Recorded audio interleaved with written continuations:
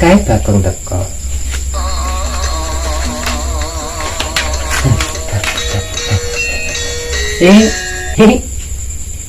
Limbo Pak Gundul, kepiye Gong? Iku mengganggu situasi kondisi yang lagi enak-enak bercanda.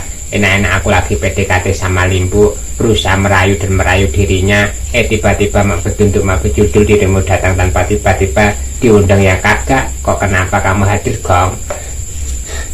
Ngene lho Dul, aku iki ngono ya ngene. Aku dari jauh wis tak terawang-terawang tak inget-ingetke iku ngono Limbu. Kok ngono Pak Gundul? Lah iki kok aku ora ndang ngoro, mestine Pak Gundul iki ngono bedigasan. Alah Gong. Nek ngomong iku mbok ya sing hati-hati, sing aja sembrono. Aku iki ya PDKT nganggo jalan yang terbaik iku gak melakukan hal-hal yang tidak diperbolehkan ngono gak Gong. Iya Pak Gundul, ngene lho Ndul.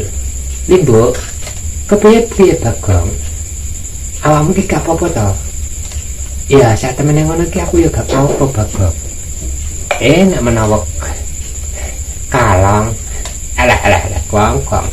Ngomongku kok ngawure ora karuan. Limbo, kepiye Pak Gundul? Aja dungokno iki. Iki nek omong angger-angger mangap lambene iki lho. Wis ora kena di gemi ngono. Pak Gundul, kepiye Gong? Awake dhewe kan my best friend, kudune ya mendukung satu sama lain. Aja menjatuhkan to Gong.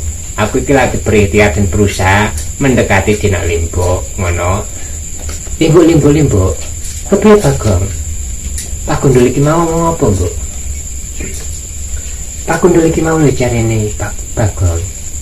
Tinimbang aku milih sawah, kadung macak wis kadung glowing kuburan kuwi wis ketok apik. Daripada mblobor